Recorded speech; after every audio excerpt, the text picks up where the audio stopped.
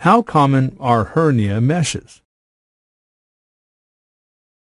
Hernia meshes are used in about 90% of hernia repair surgeries in the United States.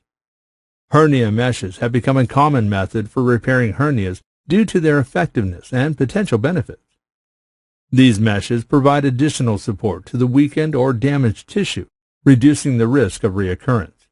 However, there have been cases where hernia meshes have caused complications and adverse effects.